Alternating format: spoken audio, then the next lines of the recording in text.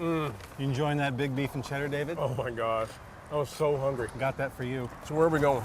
Oh, well, we're going north. I'd like to show you. We're gonna talk to a guy about relevance at Boca. He's gonna prepare all this food for us, and it's gonna be great. You mean Boca, the 4-star restaurant? Yes. He's gonna prepare food for us. Yeah, it's gonna be dynamite. Mother, What?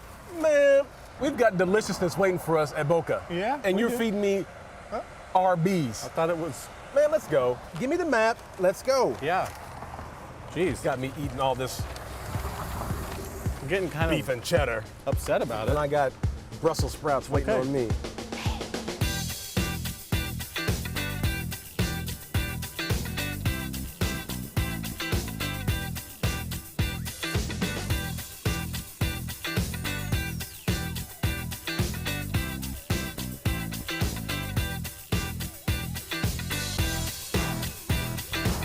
So we're doing it with pork, though, pork shank, braising that, tons of black pepper, just like melt in your mouth, love.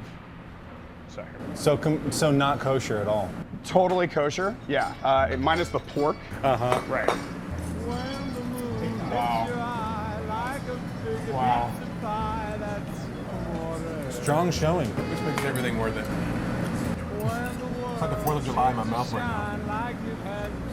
Good way to finish a road trip. Oh, man. Bill? It just wouldn't be right for you to come to Boca and not have a little David, that's cheesecake. your favorite. Just love on a plate.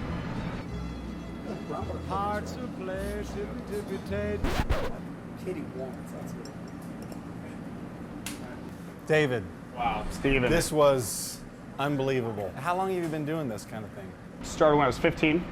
I was a busboy, and I was like the greatest busboy ever, man. I loved it. I knew I was going to go to culinary school. I knew I was going to work for one of the top Italian chefs, one of the top American chefs, top French chef, and I was going to work in Italy. And like, bam, bam, bam, just like knocked all that out by the time I was 23. Raised on the Italian side of my family, and that's where my passion is feeding people. Like my nonna used to feed us, and so. Now, you not only get a chance to feed people in your restaurant, but you recently hosted a giant event of feeding the city. Can you tell us about that? You know, as chefs, we do all these really killer events for great causes, great charities, and we're always feeding people that can afford to eat at our restaurants. But I was like, man, it would be so cool if we just like threw this rockin' party. But I also saw it as an opportunity to get folks that eat at my restaurants that are really kind of basically scared of the inner city.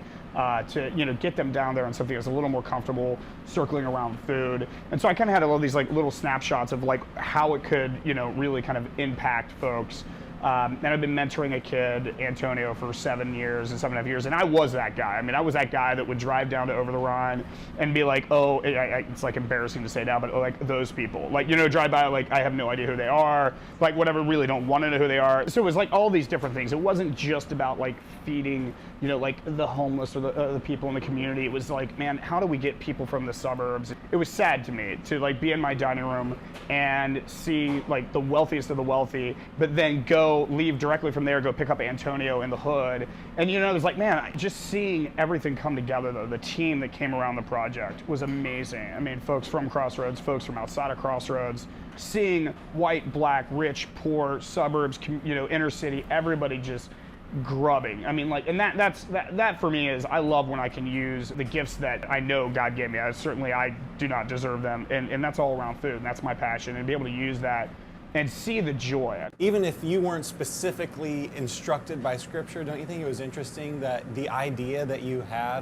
also agrees with the Bible? There was one point right at the beginning of this where we were talking about this, and a friend of mine came up to me and like grabbed my Bible, opened it up to Luke 12, and like I read it. I'm like, oh damn, yeah, that's exactly what we're talking about. You know what I mean? Like, let's bring our A game. Let's throw this banquet. And it was cool because it was something that we had kind of, not often, but had to reiterate during the process. Like, no guys, like I want to throw down for these folks. Like I want top chefs, when we set the tables, man, I want it beautiful. I'm going to presume that many of your colleagues in the industry may not totally be bought into whole God and who Jesus is. I'm just making that assumption. Right. Okay? That was honestly my greatest concern in all of this, was how would the industry, how would my guys who are obviously in the industry, may not know this dude named Jesus and what he's all about. When I asked them, I went back to him. I said, just fill me in, guys. What do you think? And, I mean, unanimously, everybody, at least on my team and a lot of the chefs, was like, that was the coolest event. Everybody in the industry is talking about it. Everybody's like, this is the most amazing thing they've seen. And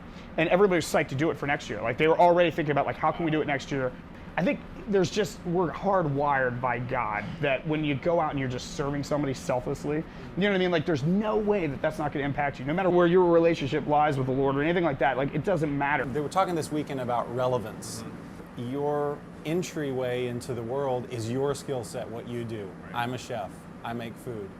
And so being relevant to you means I'm just going to take my gifts and who I am, and I'm going to share that with the world and hope that God uses that. I'm so honored that God has kind of picked me as a conduit of his creativity in this. You know what I mean? Like, it wasn't my idea. Yeah. I know it wasn't my idea to do Go Grub. Like, I don't take any credit for that. You know what I mean? You put it on me and I'm like, dude, that's crazy. Let's do it. From my point of view, it's kind of an obedience thing. You know, it's like, dude, just use me. That's like, right. I'm down with it, man. What do you want me to do next? It's the grandiose things, certainly, but it's day in, day out. It's much more the small things and just trying to care for your staff and try to build into them and really making it more about them than like the bottom line. But it's cool to be doing all those things now with truly the mindset of like, how do we use that to build the kingdom in our small little way, what we do. So you have this crazy idea that you take back to your team and doing this in a very relevant way for them, tapping into pieces of who they are. So what has that meant for you? Or one of the ways that God had kind of built me that to maximize and utilize was the fact that I'm just a regular dude. Like, you know what I mean? I'm just a cook, right? You know what I mean? Like, I sin like all the time. Most of the guys in my industry remember when I was the farthest from Christ. And so I think it makes them ask the question of like, man, what's going on? You know, like, and then they get to see a real one-day shot of what the kingdom is like. It's weird because I never really looked at food maybe through that spectrum or that lens prior to Go Grub, but it was like, man, that was the common denominator. It was like food could bring everybody together. I could get the chefs like, dude, we're gonna feed people. Like, you're in your comfort zone. Oh, okay, I can do that. Then you tell the folks like, hey guys, come down here and you're gonna get to eat. And it's like, oh, okay. That's the story of relevance that I love the most about you, is that you're not trying to be a missionary or turn yourself into some religious deal. It's like, what I do, that's what I have to give. And when God calls me to give that thing, that's what I'm giving. I want to thank you, first of all, for letting us into this is your kitchen, this is your home. Thank you for welcoming us in, giving us this incredible food, incredible. And thank you for being a picture of relevance for us. Hey, it's been my very pleasure. instructive. Anytime. Thanks, you. guys. Appreciate you. All right. Wonderful. Lord have mercy. Food was great. It was delicious. And the Arby's didn't even screw you up in there. You know what? You had Thankfully. plenty of room. This draws our road trip to a close. I know. I didn't really want to think about that, but Look, it's it's true. Kyle. Hey, Kyle. Guys, thanks so much for Man, helping. thanks for letting us do this. It's been Good job good. planning this out. Thank you for traveling Hey, with me. it's been great. It has. I've enjoyed it. I have too. Do you think maybe I could finally drive the scooter? David, I don't know why you want to undermine me, man. That's my thing. That's my baby, is driving the scooter. No, I have to say no. Kyle? Come on, Steven. Here we go. Oh, what? Hold on, guys. Wait. Oh, wait up, guys. David! Guys! Wait up! Guys!